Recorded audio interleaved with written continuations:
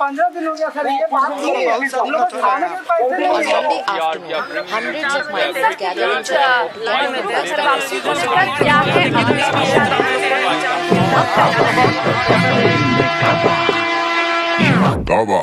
2 बीघा में घर बा लेकिन चूतल बानी टेम्पू में। जिंदगी अजुराइल बाटे नून तेला शैम्पू में।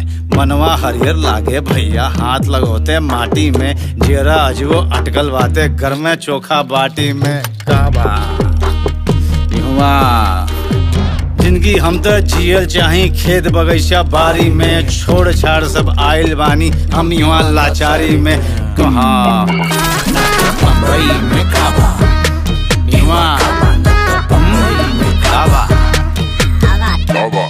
बन के हमसे कोटी वाला डबल ड्यूटिया खाटा तानी। ढिबरी के बाती के जैसे रोज रोज हम घाटा तानी। केकरा इतना शौक बाटे मच्छर से कटवावे के चाहेला ए तेरे अपने के नर्वसावे के। काबा युवा काबा गाँव शहर के बिचवा में हम गजबे कन्फ्यूजी आइल बानी। 2 जून के रोटी खातिर बॉम्बे में हम आइल बानी।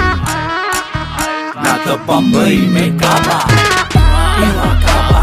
बम्बई में काबा। हेलो हेलो सुनाता है कहाँ पड़ू ना? होली में होता है। ठीक बा। घी दूध आम पाछा मिश्री मिलेला हमरा गाँव में। लेकिन यहाँ काम चलत बा खाली भजिया पावे में। कोई बका ना हो काम काज ना गाँव में बाटे मिलत नहीं नौकरिया हो। देखा कैसे हाकत बाड़े जैसे भेड़ बकरिया हो।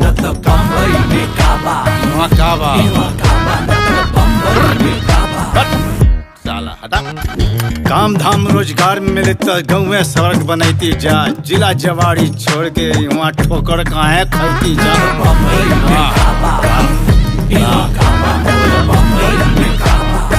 का बैठा कैसे केहू दुखवा बाटे हम कितना मजबूर हई। लड़का फरिया मेहरारू से 1 बरिस से दूर हई। के छोड़ ले बा ये तरह अब हमहन के लाचारी में। अपना छोट की बुचिया के हम भर न सकी अकवारी में। ए बॉबी आना गोदिया में आओ ना।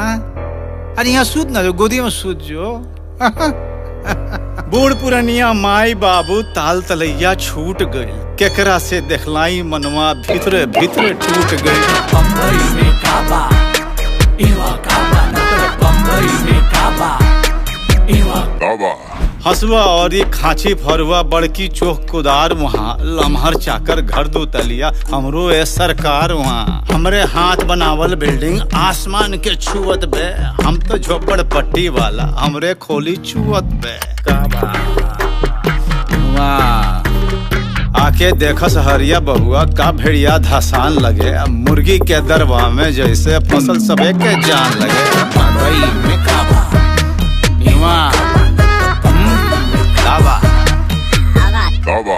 इतना मोहला जेला पर भी फूटल कौड़ी मिलत ना। लौना लकड़ी खर्ची बर्ची घर के कमुआ जूरत ना।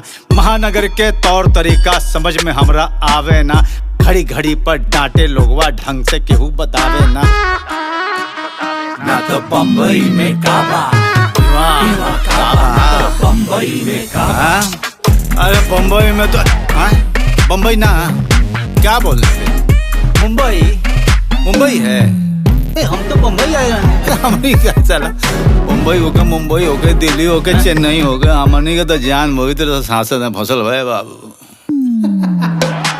जबरा के हथवा में भैया नियम और कानून वहाँ। छोट छोट बतियन पर वो कई देला सब खून हुआ है।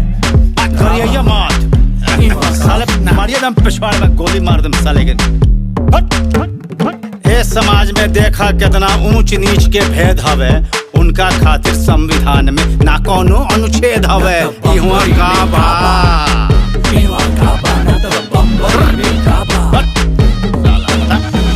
बेटा बेटी लेके गाँव में जिंदगी जियल मुहाल हवे। ना निमन स्कूल कहीं बा ना ही अस्पताल हवे।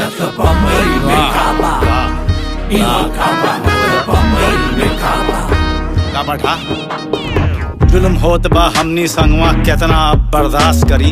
देश के बड़का हाकिम लोग पर अब कैसे विश्वास करी।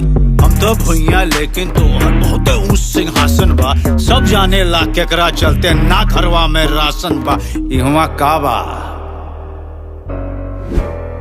साहब लोग,